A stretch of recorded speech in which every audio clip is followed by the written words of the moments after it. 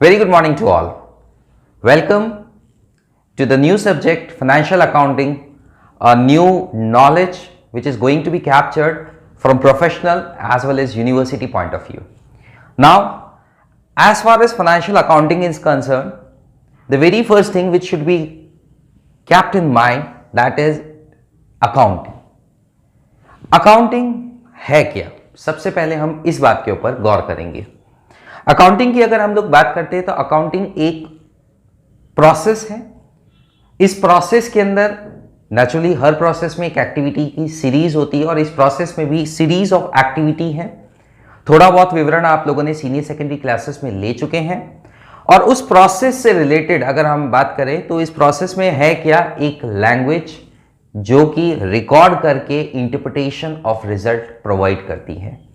तो बेसिकली मैं बात करूंगा अकाउंटिंग की, तो अकाउंटिंग के लिए मैंने सबसे पहला वर्ड बोला कि इट इज ए प्रोसेस जो कि रिकॉर्डिंग से लेकर के कहां तक चलती है बॉस, इंटरप्रिटेशन ऑफ रिजल्ट तक चलती है। Now the point is that recording किसकी,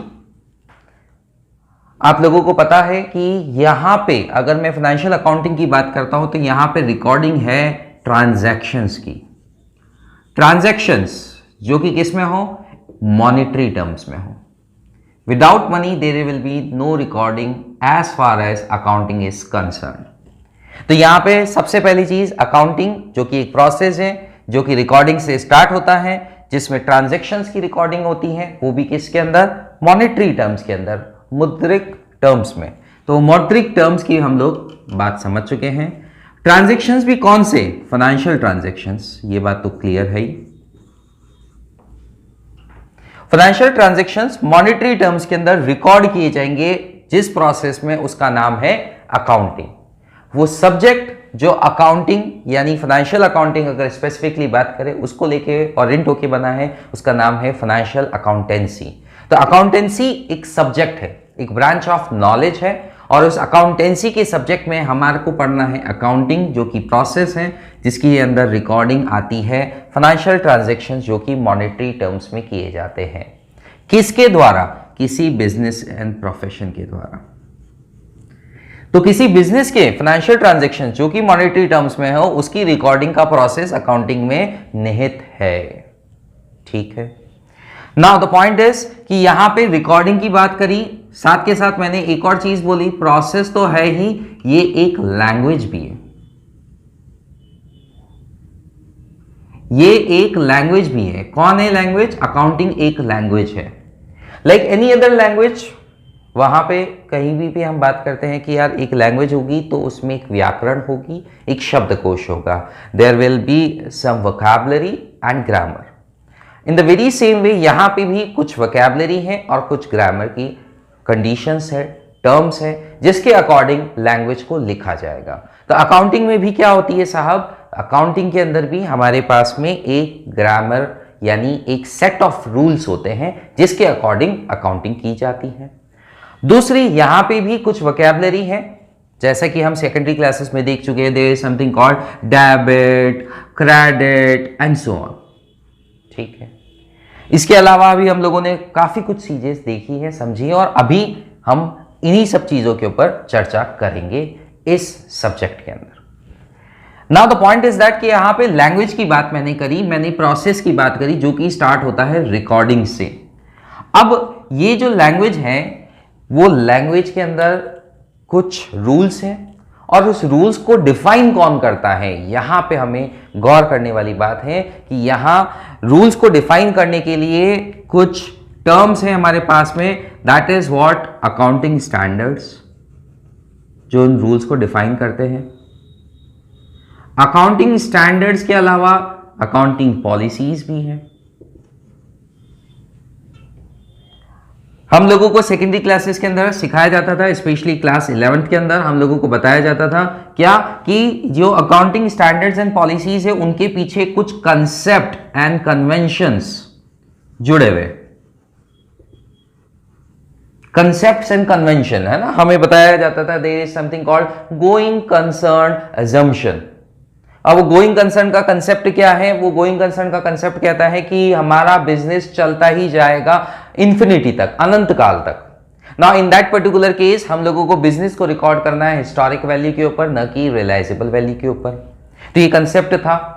इसी तरह से हमारे पास में तरह तरह के कंसेप्ट और कन्वेंशंस हैं जो कि हेल्प करते हैं स्टैंडर्ड्स एंड पॉलिसीज को फॉर्मुलेट करने में। अब एक और मुद्दे की वाली बात कि स्टैंडर्ड्स एंड पॉलिसीज कौन बनाता है?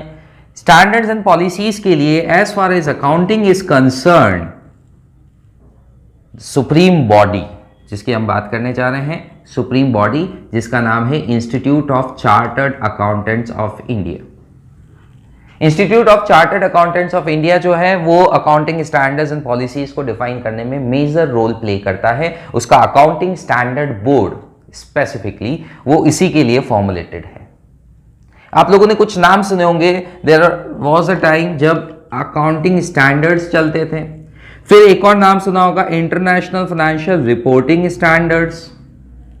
अकाउंटिंग स्टैंडर्ड, जैसे मैं बात करूं accounting standard 6 let's say depreciation की बात करता था। फिर IFRS आए।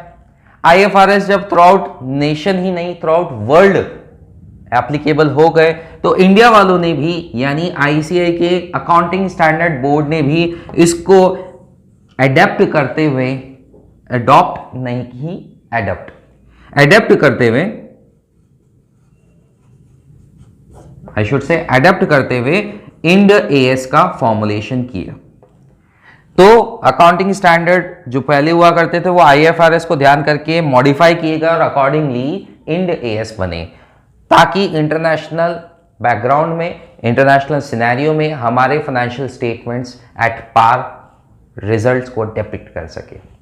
Now the point is that कि मैंने आपको कहा एक लैंग्वेज है और एक लैंग्वेज की खास बात यह है कि इसके अंदर ग्रामर और अकाउंटिंग स्टैंडर्ड्स उस ग्रामर को, अकाउंटिंग पॉलिसीज उस ग्रामर को डिफाइन करते हैं। अकाउंटिंग स्टैंडर्ड बनाने वाले इंस्टीट्यूट का नाम है institute of chartered accountants of India, और उन्होंने कहा IS पहले और फिर IFRS से इंड AS। वही अकाउंटिंग स्टैंडर्ड्स जो ICAI ने फॉर्मुलेट किए हैं वही जाकर के कंपनीज एक्ट के अंदर भी अडॉप्ट किए गए। कंपनीज एक्ट के अलावा जो भी हमारी national financial reporting agency NFRA उसने भी इसको अडॉप्ट किया। कंपनीज एक्ट के अंदर ही इसका फॉर्मुलेशन हुआ है इस अथॉरिटी का। तो नेशनल फाइनेंशियल रिपोर्टिंग अथॉरिटी ने इसको अडॉप्ट किया जो अकाउंटिंग स्टैंडर्ड्स ICAI ने बनाए। और साथ के साथ इनकम टैक्स एक्ट ने भी, जब सेकेंड ईयर के अंदर आप पढ़ेंगे, ग्रेजुएशन के लिए अगर आप स्टडी कर रहे हैं या प्रोफेशनल एग्जामिनेशन के अंदर आप पढ़ेंगे तो आपको पता चलेगा इनकम टैक्स एक्ट जो है उसने भी इन्हीं अकाउंटिंग स्टैंडर्ड को एक्सेप्ट किया है। Now the point is that income tax act हो, चाहे कंपनीज एक्ट का NFRA हो या कोई भी हो, ICAI के अकाउंटिंग स्टैंडर्ड्स गवर्न करते हैं। अकाउंटिंग स्टैंडर्ड्स गवर्न करते हैं किसको? फाइनेंशियल अकाउंटिंग को। अकाउंटिंग एंड अकाउंटेंसी में डिफरेंस आज हमें क्लियर हुआ। हमें पता चला कि अकाउंटिंग स्टैंडर्ड्स जो है वो एक सेट ऑफ रूल्स है, एक सेट ऑफ रूल्स जो कि ग्रामर, जैसे कि एक लैंग्वेज के अंदर ग्रामर होती है, इन the very same way financial accounting के अंदर डिफाइन किए जाते हैं। और साथ के साथ ये एक प्रोसेस है फाइनेंशियल अकाउंटिंग, जिस प्रोसेस में recording of financial transactions in monetary terms, उस प्रोसेस में रिकॉर्डिंग से लेकर के लास्टली इंटरप्रिटेशन ऑफ रिजल्ट्स तक की सारी एक्टिविटीज रन होती हैं। तो आज की क्लास के लिए इतना ही। Thank you so much.